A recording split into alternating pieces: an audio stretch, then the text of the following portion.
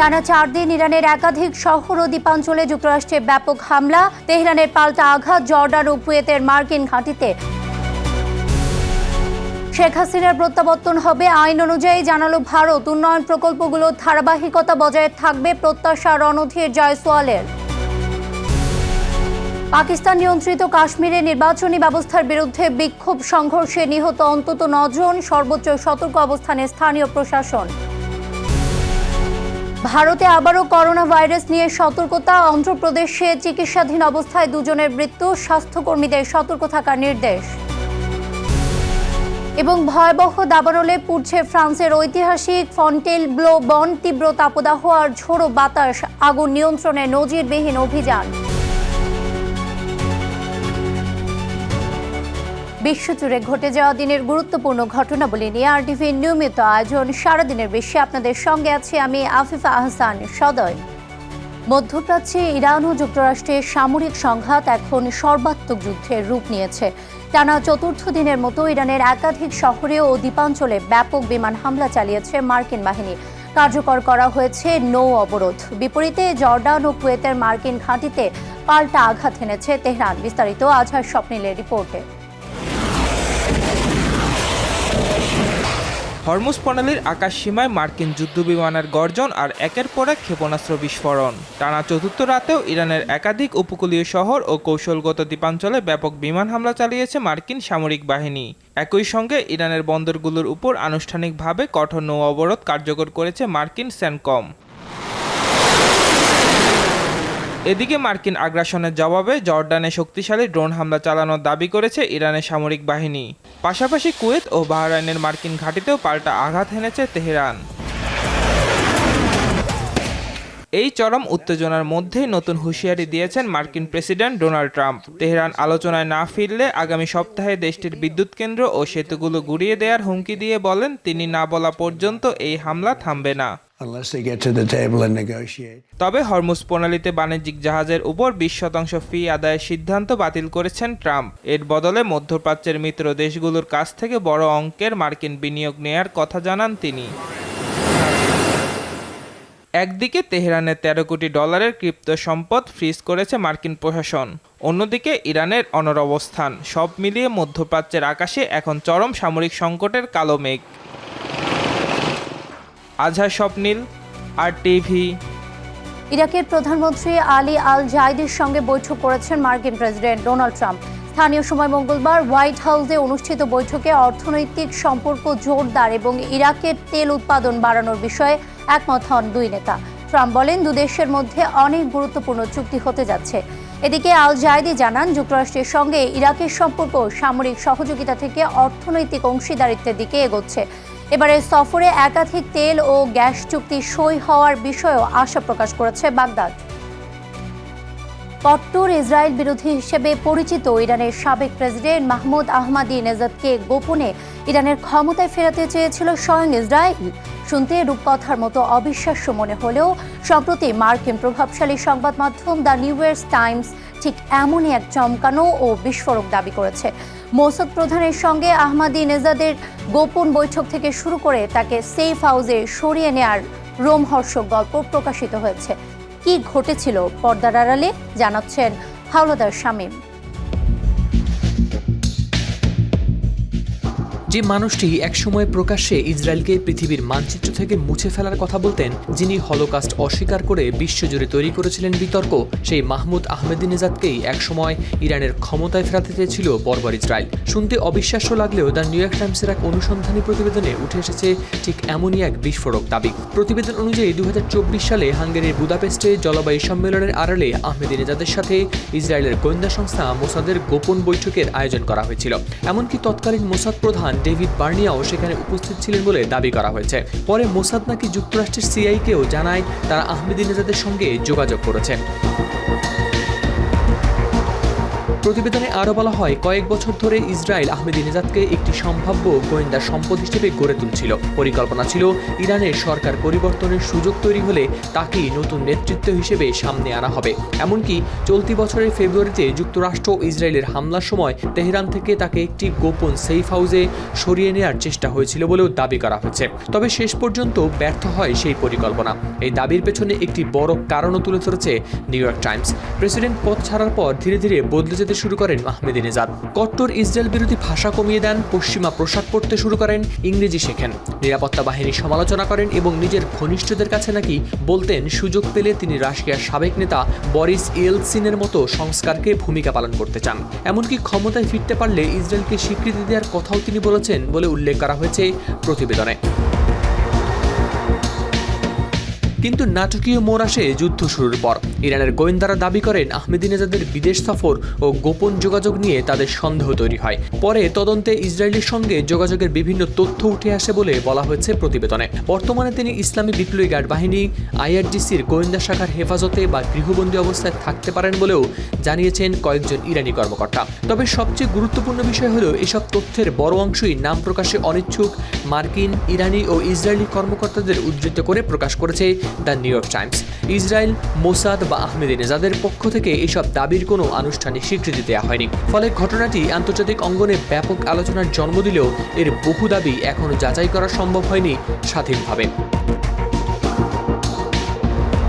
Howlader Shamim, RTV।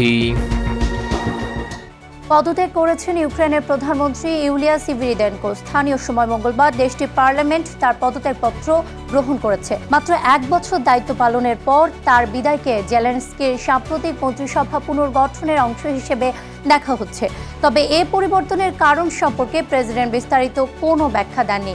বিদায়ী ভাষণে সিভিরিদেনকো কঠিন সময়ে পাশে থাকার জন্য কৃতজ্ঞতা প্রকাশ করলেও জেলেনস্কি প্রশাসনের এই আকস্মিক রদবদল নিয়ে পার্লামেন্টের একাংশের মধ্যে উদ্বেগ তৈরি হয়েছে।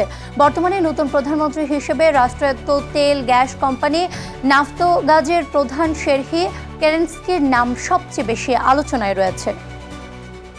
বাংলাদেশের ক্ষমতাচ্যুত প্রধানমন্ত্রী শেখ হাসিনাকে দেশে ফেরত পাঠানোর প্রক্রিয়া সম্পূর্ণ আইনি কাঠামোর আওতায় নিষ্পত্তি করা হবে বলে জানিয়েছে ভারত। নয়াদিল্লিতে এক সংবাদ সম্মেলনে দেশটির পররাষ্ট্র মন্ত্রণালয়ের মুখপাত্র রণধীর জয়সওয়াল কথা জানিয়েছেন।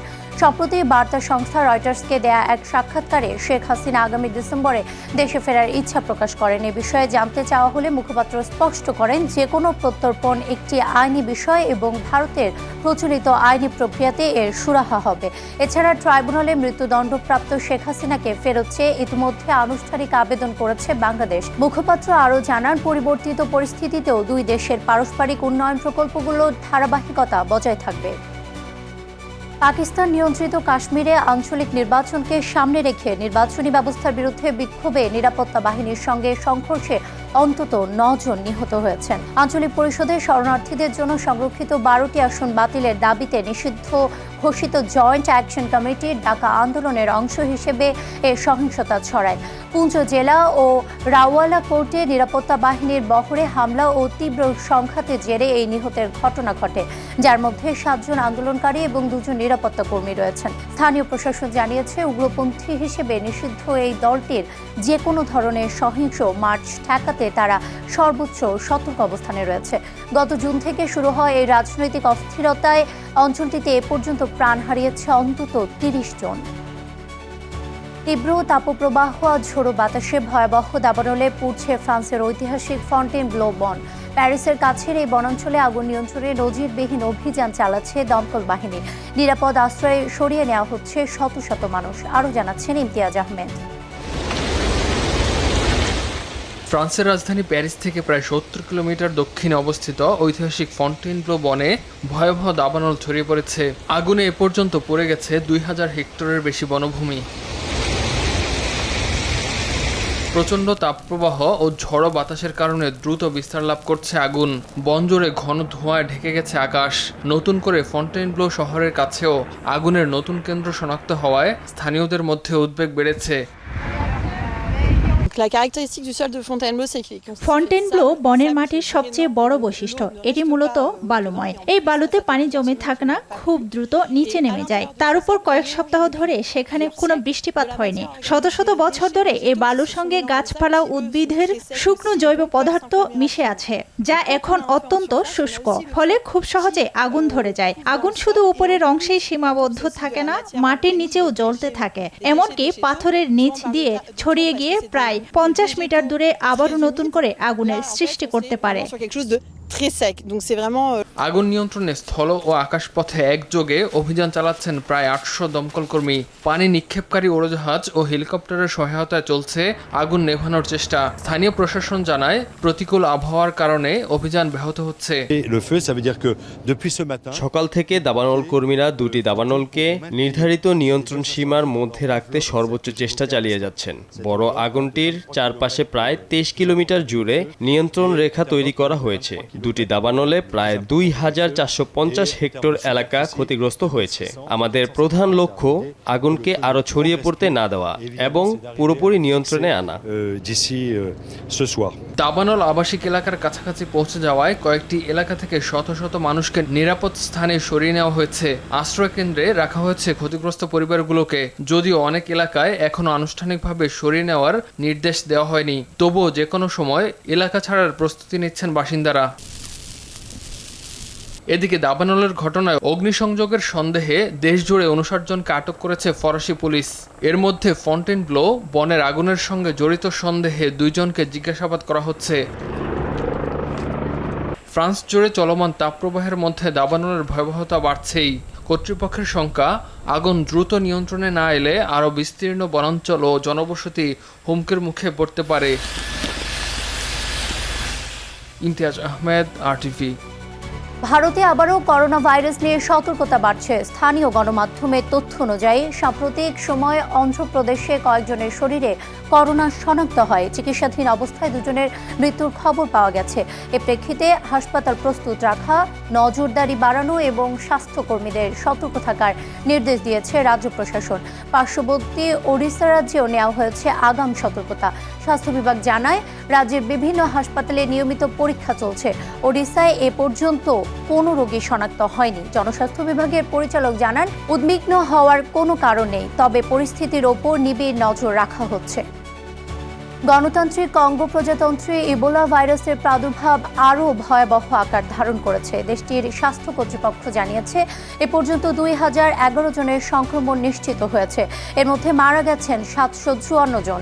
দেশটির ইতুরি, নর্থ কিভু, সাউথ কিভু, হাউথওয়েলে ও তাসোপে এই 5টি প্রদেশে সংক্রমণ ছড়িয়ে পড়েছে। সবচেয়ে বেশি আক্রান্ত ইতুরি অঞ্চল। অঞ্চলটিতে এ পর্যন্ত 366 জন সুস্থ হলেও আইসোলেশনে রাখা হয়েছে 753 জনকে। স্বাস্থ্য কর্মকর্তারা বলছেন, নতুন এলাকায় সংক্রমণ ছড়িয়ে পড়ায় নজরদারি, পরীক্ষা এবং জরুরি প্রস্তুতি আরও জোরদার করা প্রয়োজন। বেলজিয়ামের রাজধানী ব্রাসেলসে নির্মাণাধীন একটি বহুতল ভবনে অগ্নিকাণ্ডে অন্তত 6 জনের মৃত্যু হয়েছে। মঙ্গলবার সকালে ঐতিহাসিক গ্র্যান্ড প্লেস চত্বরের কাছে অক্সি টাওয়ারে এই দুর্ঘটনা ঘটে। দমকল কর্মীরা দ্রুত আগুন নিয়ন্ত্রণে আনলেও বিষাক্ত ধোঁয়া ও আগুনের শিখা লিফটে ছড়িয়ে পড়ায় 2টি লিফট আটকে যায়। পরে কয়েক ঘন্টার বিশেষ অভিযানে একটি লিফটের দরজা ভেঙে নিখোঁজ 6 জনের মরদেহ উদ্ধার করা হয়। এই ঘটনায় গুরুতর দগ্ধ আরও 2 জনকে হাসপাতালে ভর্তি করা হয়েছে। দুর্ঘটনার খবর পেয়ে বিকেলে দেশটির রাজা ফিলিপ ও প্রধানমন্ত্রী বার্ট ডি ওয়েভার ঘটনাস্থল পরিদর্শন করেছেন। দুর্ঘটনার কারণ অনুসন্ধানে তদন্ত শুরু করেছে স্থানীয় প্রশাসন। আর এর সাথে শেষ করছি সারাদিনের বিশ্ব। RTVর সাথে সংযুক্ত থাকুন, মতামত জানান RTVর সামাজিক যোগাযোগ মাধ্যমগুলোতে।